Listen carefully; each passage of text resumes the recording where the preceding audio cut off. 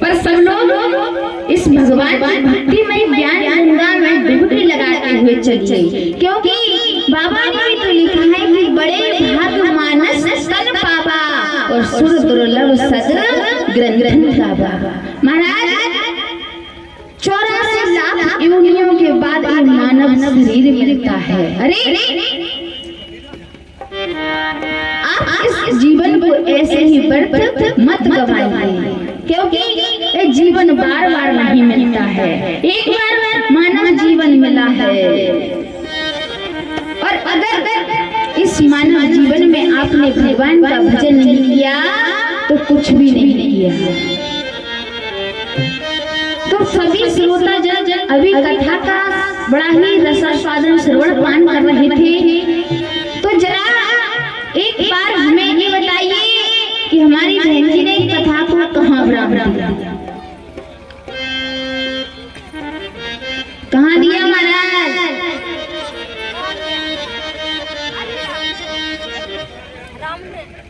महाराज कोई मतलब ना है ऐसी कथा सुनने को कि जहाँ से सुनी हो जहाँ से।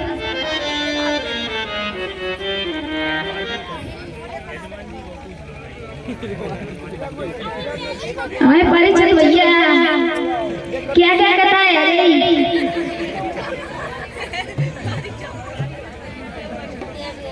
चलो कोई बात ना। तो जैसा कि आपने किया रूप से रामायण जी के द्वारा प्रभु का बड़ा ही सुंदर सब सुना, और हमारी दीदी भारती जी के मुखारघर से आपने प्रभु की वनवास की माता कैकेयी ने 2 वरदान किस प्रकार से मांगे, बड़े ही सुंदर कथा का रसास्वादन किया आपने।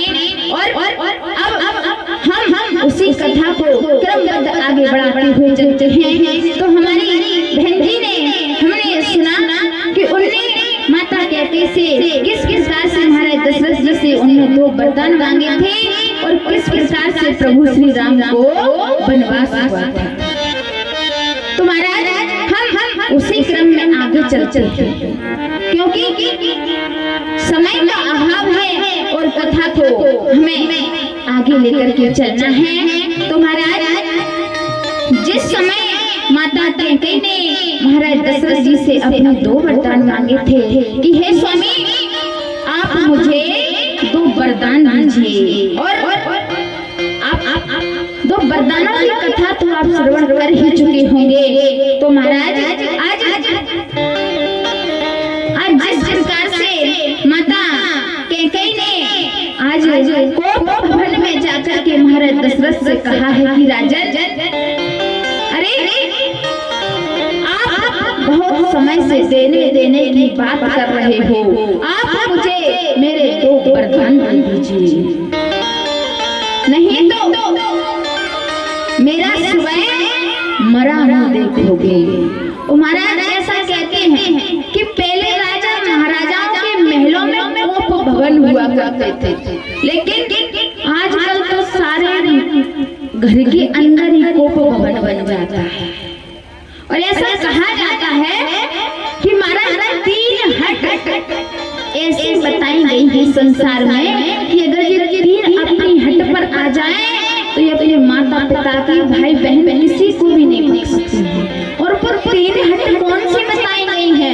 एक तो बाल हट, अगर हमारा बालक रुष्ट हो जाए कि महाराज हमें ऐसी चीज चाहिए तो हमें दिलाना ही पड़ता है। और दूसरी राज हट, अगर राजा अपनी हट पर आ जाए तो महाराज समस्त संसार सागर को जीत सकता है। और तीसरी कौन सी है? हमारी माता बहनें तो बड़ी होशियार है, महाराज समझ नहीं होगी, पहले वो हमसे ज्यादा होशियार है।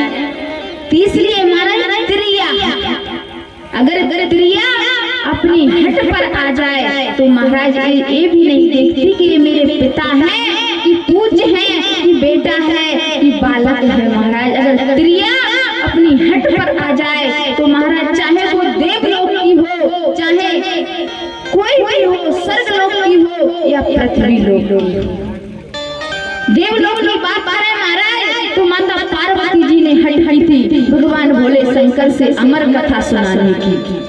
और अगर पृथ्वी की बात की जाए तो महारानी कैकेयी ने महाराज दशरथ से हट की कि हे राजन, अगर देना चाहते हो तो मेरे लिए मेरे दो बर्तन।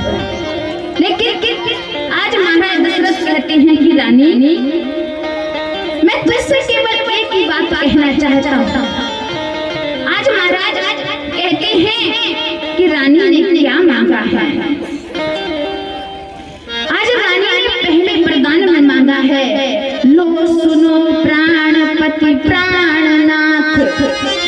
अरे लो सुनो प्राणपति प्राणनाथ, बहथाती आज मांगती हूँ बहथाती।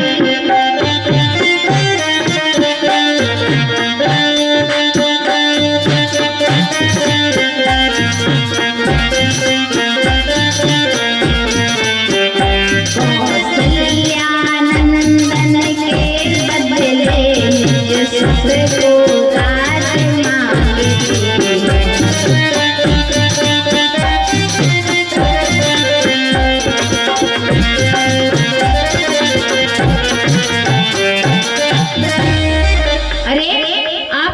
मेरे दो वरदान दे दीजिए।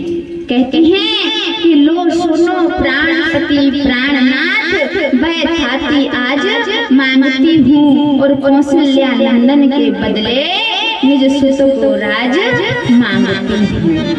और क्या कह रही है माता कैकेयी कि राजा जो राम हो रहा है।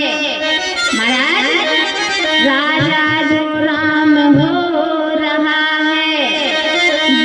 राजा नहीं उदासी हो, वह राजा नहीं उदासी हो।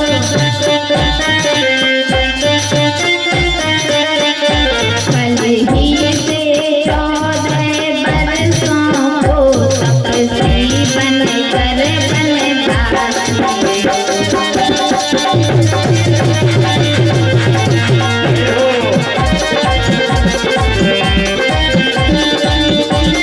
तपस्वी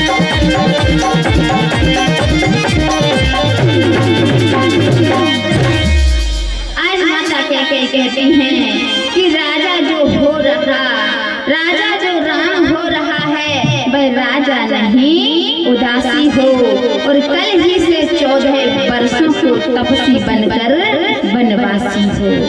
महाराज आज इस प्रकार से आज राजा दशरथ जी से वरदानों को मांग लिया है। और आज रानी कहती हैं कि महाराज आपने बहुत कहा है कि मैं वरदान दूंगा, लेकिन महाराज आपने मुझे आज तक कुछ नहीं दिया।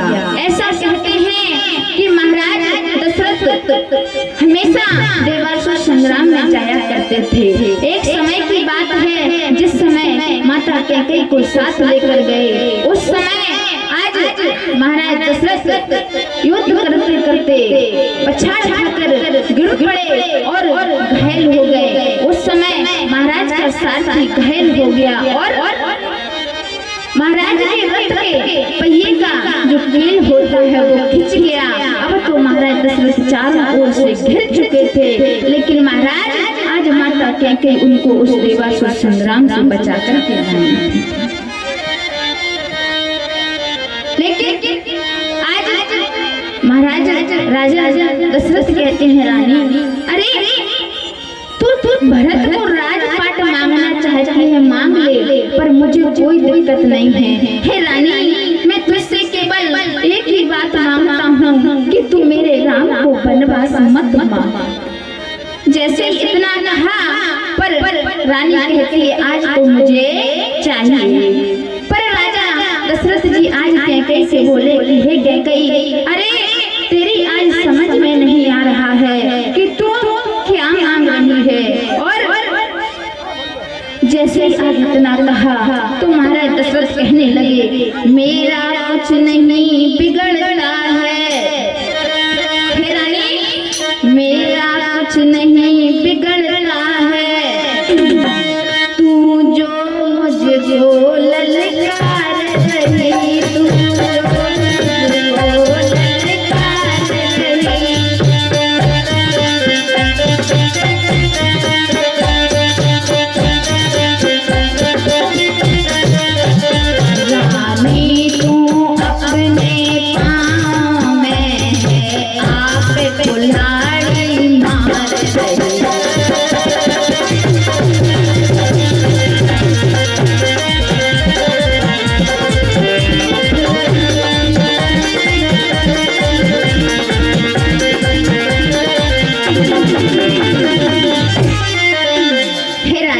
आज तू आप ही में नहीं है, मेरा कुछ नहीं बिगड़ता है, तू एक बार सोच कर तो देख। अरे बिना विचारे जो करे सो पाछे पछताए। हे रानी तू एक बार अपने दिल से सोच कर तो देख कि तुम क्या मांग रही है। और महाराज दशरथ बोले रानी जब तू आज नहीं है आप ही में, जिस दिन आप ही में आएगी उस दिन अपनी ही करनी पर सिर धुनकर पछताएगी। हे रानी तू ऐसे वरदान मत मांग कि मुझे देने में कष्ट हो। अरे तू समस्त आर्य बड़ा बड़ा राज मांग ले, पर मेरे राम के लिए वनवास मत मांग। हे रानी तूने तो मेरे संसार को उजाड़ दिया, लेकिन महाराज आज दशरथ जी से रानी ने दो वरदानों को मांग लिया कि पहले में तो महाराज मेरे भरत को राज तलब हो और दूसरे में राम को महाराज 14 वर्ष का वनवास हो। आज जैसे ही महाराज कैकेयी ने इतने वरदानों को मांगा है तो अब तो महाराज दशरथ सोचने लगे कि हे कैकेयी तूने मेरे संसार को उजाड़ दिया, अब मैं किस प्रकार से रहूंगा। और आज तो महाराज वरदानों को देखकर के पड़े हैं और सोच रहे हैं। आज सभी को पता चला कि आज महाराज अपने कब्ज से बाहर नहीं आए। और आज महाराज दशरथ कहते हैं कि हे कैकेयी क्या कह रहे हैं। कैकेयी तूने लूट लिया दशरथ के खजाने को।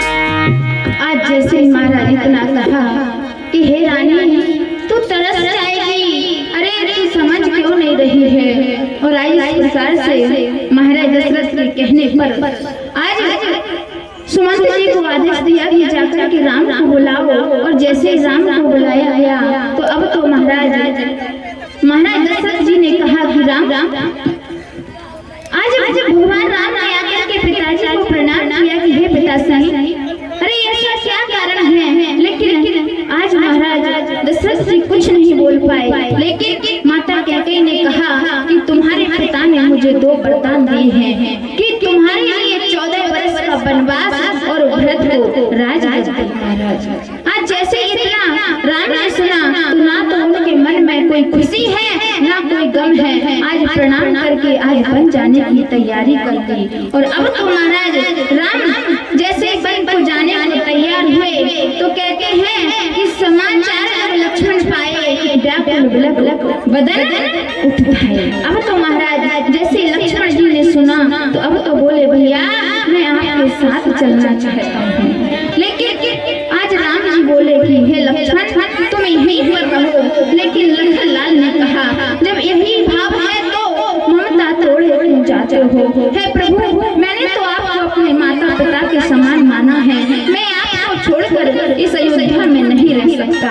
और जब इतना कहा तो अब तो महाराज भगवान राम बोले कि हे लक्ष्मण माता सुमित्रा से जाकर के आज्ञा लेकर आओ, और जैसे ही आज आज्ञा लेकर के आए और इधर माता जानकी जी ने सुना कि मेरे प्रभु आज वन पर जा रहे हैं तो अब तो महाराज मैया जानकी जी भी जाने को तैयार हो गई।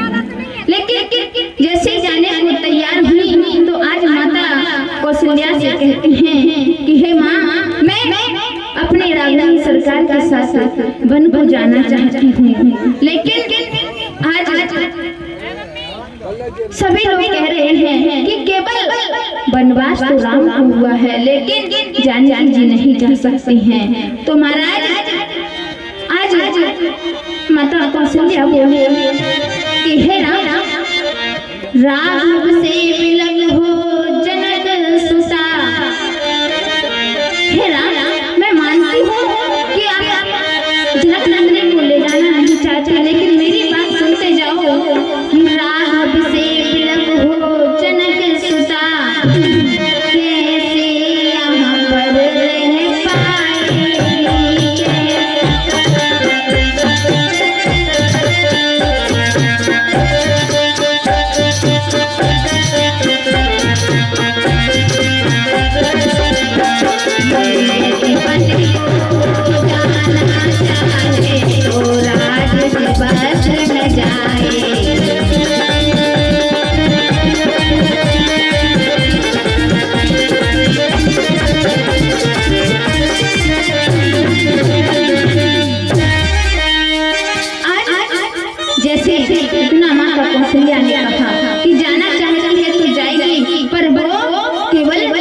वस्त्र में जाएगी। लेकिन आज मैया जानकी कहती हैं कि हे माँ, अगर मेरे स्वामी आज राय से वस्त्र नहीं पहन सकते तो मैं उन वस्त्रों को कैसे पहन पाऊंगी। और आज इस प्रकार से महाराज जैसे ही आज मैया जानकी और लखन लाल जी और भगवान राम तीनों वनवास के लिए चले जाते हैं। समय का अभाव है, आगे चलना है महाराज। और आगे जैसे ही आज पहुँचे राम लक्ष्मण जानकी जी आज अयोध्या से निकल करके महाराज प्रथम बार उन्होंने जाकर के तमसा पर किया है। और जैसे ही आज तमसा पर से आज आगे को बढ़े हैं। और अब तो महाराज जैसे ही आगे बढ़े तो अब कहने लगे, अब तो महाराज जो अयोध्या वासी आज राम जी के साथ में गए थे तो सारे तमसा पर महाराज उनको सोवते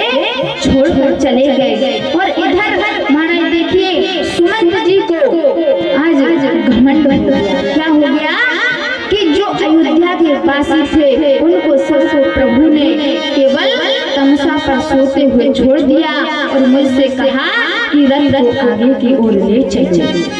और जैसे ही आज रथ को आगे की ओर ले जाने को कहा तो अब तो महाराज आज सुमंत जी सोचते हैं कि मेरे बड़े भाग्य हैं कि प्रभु मुझे अपने साथ ले जाना चाहते हैं।